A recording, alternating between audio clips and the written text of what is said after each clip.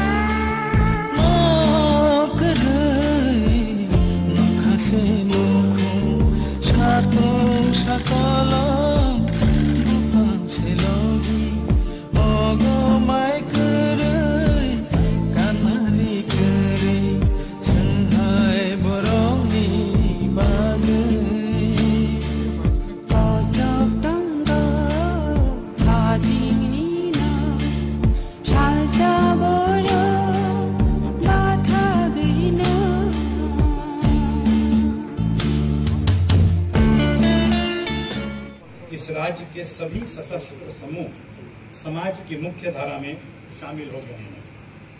आज के समारोह के बाद राज्य में शांति बनाए रखने के लिए हम सभी की ओर से सामूहिक और एकजुट प्रयास होंगे। माननीय मुख्यमंत्री महोदय के नेतृत्व में राज्य के संपूर्ण विकास को हम सब मिलकर गति देंगे। समझौते के अनुसार कैडरों की पुनर्वास आवश्यकताओं का आकलन किया जाएगा। खुफिया शाखा के प्रमुख के अधीन स्क्रीनिंग समिति निर्धारित प्रक्रियाओं के अनुसार कार्य करेगी। अंत में मैं सशस्त्र समूह के उपस्थित नेतृत्व और उनके सदस्यगण जो आज समाज की मुख्य धारा में शामिल हो रहे हैं, मेरी ओर से बहुत बहुत शुभकामनाएं देता हूँ। जय हिंद।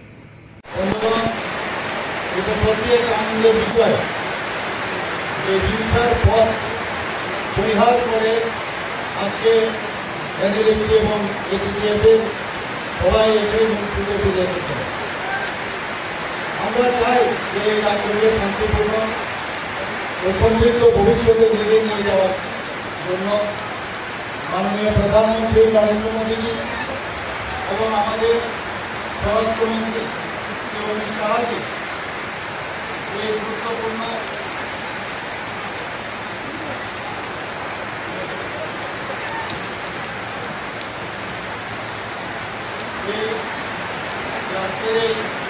গুরুত্বপূর্ণ যে ওনারা সহায়ক ভূমিকা পালন করেছেন। এর জন্য আমি মাননীয় প্রধানমন্ত্রী নরেন্দ্র মোদীজি এবং কেন্দ্রীয় স্বরাষ্ট্রমন্ত্রী শ্রী অমিত শাহজিকে আমি ধন্যবাদ দিতে চাই। গত 4 সেপ্টেম্বর 2024 কেন্দ্রীয় স্বরাষ্ট্রমন্ত্রী শ্রী অমিত শাহজির উপস্থিতিতে government of India, government of Tripura এবং এনএলএফটি এবং এটিএফের আপনারা সবাই জানেন একটা সমঝোতা স্বাক্ষর হয়েছিল দিল্লিতে। তার এই অঙ্গ হিসাবে আজ এখানে যে অস্ত্র সমর্পণের যে কার্যক্রম এবং সেই কার্যক্রমে আমরা দেখলাম স্বাভাবিক জীবনে সমস্ত এনএলএফটি এবং এটিএফের সদস্যরা ফিরে এসেছে। আমরা মাননীয় প্রধানমন্ত্রী নরেন্দ্র মোদীজি যখন প্রধানমন্ত্রী হিসেবে কার্যভার গ্রহণ করলেন, উনি বারবার বলেছেন যে নর্থ ইস্ট যদি ডেভেলপমেন্ট না হয় তাহলে ভারতের ডেভেলপমেন্ট হবে না। এবং আমরা দেখতে পাই যেভাবে নর্থ ইস্টে আগে টেরোরিজমের একটা অবস্থা ছিল, প্রায় 12টার মতো শান্তিপূর্ণ ধরে সেটা এখন আজকের তারিখে সেটা প্রায় জরুর পর্যায়ে এসেছে। আমরা জানি যতক্ষণ ধরে শান্তি সম্প্রীতি এবং এখানে ট্রাঙ্কুইলিটি না থাকবে কখনোই আমাদের সম্প্রীতি আসবে না। এবং এই যে 12টা আমাদের গুরুত্বপূর্ণ চুক্তি নর্থ ইস্টে হয়েছে, তার মধ্যে 3টি আমাদের ত্রিপুরার চুক্তি হয়েছে, আপনারা সবাই জানেন। এতে করে প্রায় 10,000 যারা এতদিন ধরে ট্রেনিংয়ের সাথে যুক্ত ছিল, তারা কষ্ট ত্যাগ করেছে।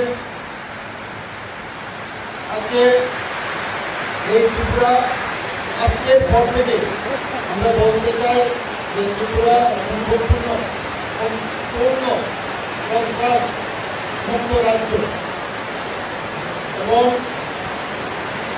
রাজ্য সরকার ও কেন্দ্রীয় সরকার জনজাতিদের সার্বিক যে বিকাশ তার প্রাধান্য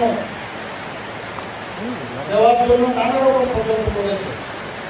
মনে রাখতে হবে, হিংসা ও প্রকৃতি দিয়ে সমস্যার সমাধান নয়। যারা আত্মগোপন করে এতদিন ধরে কষ্টকর অবস্থায় জীবনযাপন করেছেন, আমি সবাইকে এই মূল সুদে ফিরে আসার জন্য স্বাগত জানাচ্ছি। সবাই ভালো থাকবেন। জয় হিন্দ, ভারত মাতা কি জয়।